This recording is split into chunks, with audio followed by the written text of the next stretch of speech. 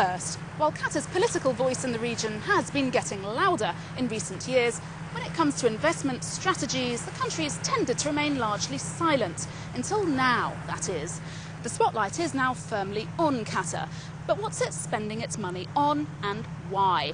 Katie Watson with this report now from here in Doha. When it comes to making a big investment, you can't really beat owning Europe's tallest building. But much like this construction worker, Qatar's probably not batting an eyelid.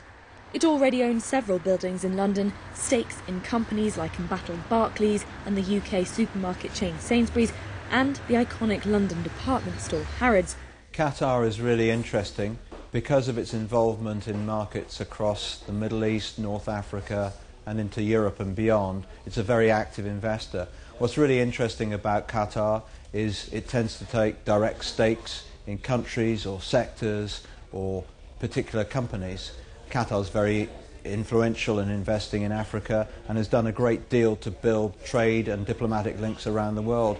Clearly it's a very ambitious nation. Its political ambitions are certainly growing. It took a leading role in negotiations during the Arab unrest.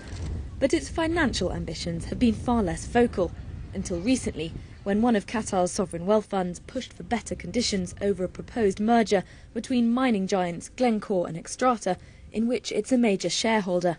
I think that Qatar quite like to be known as strong investors, but sort of safe investors, that they don't get onto the board of a company and start demanding X, Y and Z. I think there's a certain utility in having that kind of a reputation. Having said that, in the Xstrata case, of course, it's quite clear that they want a good deal for Glencore. They want a good deal for their money, of course. And so when push comes to shove, they are certainly going to be assertive. But I don't imagine that this is going to... I think it would be a mistake, most certainly, if they started now to become boisterous on their boards, to be an interventionist kind of a financial investor. While Qatar's been raising its profile in Europe, that's just the tip of the iceberg when it comes to investing. 10 years ago, none of the towers behind me existed. Qatar's been ploughing billions of dollars into developing its economy, and it's still investing. This year, government spending is expected to rise by more than a quarter, and it'll go on things like wages, education, health and infrastructure projects. And diversifying the economy is key too. Qatar Financial Centre Authority was set up 7 years ago to develop a financial services industry. In April, the boss struck one of his biggest deals, getting Barclays to open an asset management operation as part of a seeding programme whereby Qatar's sovereign wealth fund will put $250 million into the fund. But can luring businesses with money help the economy in the long term? All financial centres around the world which are growing have a suite of incentives that are put in place. Singapore did that 20 years ago with the seeding program. It's a well-established way of creating an industry. It's very important, financial services, because it helps to finance the other sectors of the economy that are growing, because clearly those sectors need financing, and eventually finance itself emerges as a sector in itself. So it's extremely important for the developmental needs of the country. But while Qatar's ambitious sovereign wealth funds are set on spending heavily to drive economic growth, their influence isn't welcomed by everyone. I do think there's an important thrust of the kind of the personal government-to-government relationship, whereby Qatar like being important to important people. They like being important to governments. They like having the ability to step in when they are asked to take a stake in a bank or whatever it may be. This has happened in Greece recently. They're there to step in and support the merger of two of Greece's second and third largest bank, I think, into becoming the first. So they like that kind of... So you could say they're trying to build political capital, but otherwise I don't really see any sort of, as I say, no nefarious concerns afoot. Qatar's ambitions are lofty, but it has the economic power to realise them. While it's choppy waters for Europe, this could be an opportunity for Qatar's investment strategies to shine.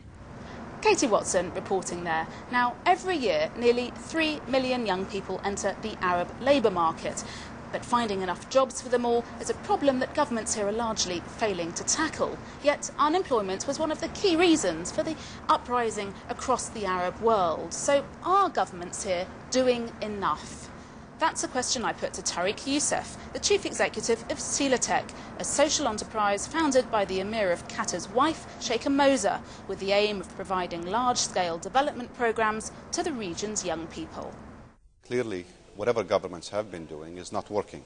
If so, then at this particular moment of change, of transition, new thinking is going to be required. So what's your one big idea then to solve this problem? Ideas, experiments, programs, and policy reforms. What can we do that we haven't done before, either by doing it differently or by improving on what we did before? Now, money's not a problem because parts of this region are incredibly wealthy. What's going wrong? What are we doing wrong? A lot of countries where youth unemployment has been persistently high do not have the resources. But a problem of this magnitude requires governments, corporate leaders, CSOs, NGOs, regional institutions, and international donors to work cooperatively to solve. And I think when you do that, when you view it from such a prism, suddenly the resource constraint becomes less of an issue. So it sounds like you think that governments are actually part of the problem then? Absolutely. Governments have been part of the problem for over 2 decades now.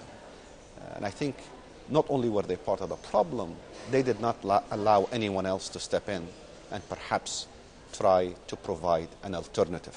We've seen unprecedented political unrest across the Arab world over the past 18 months or so. Has this unrest helped or hindered your cause? But what has changed on account of these protests in these countries? There is a new policy framework, a policy framework that demands accountability, calls for transparency.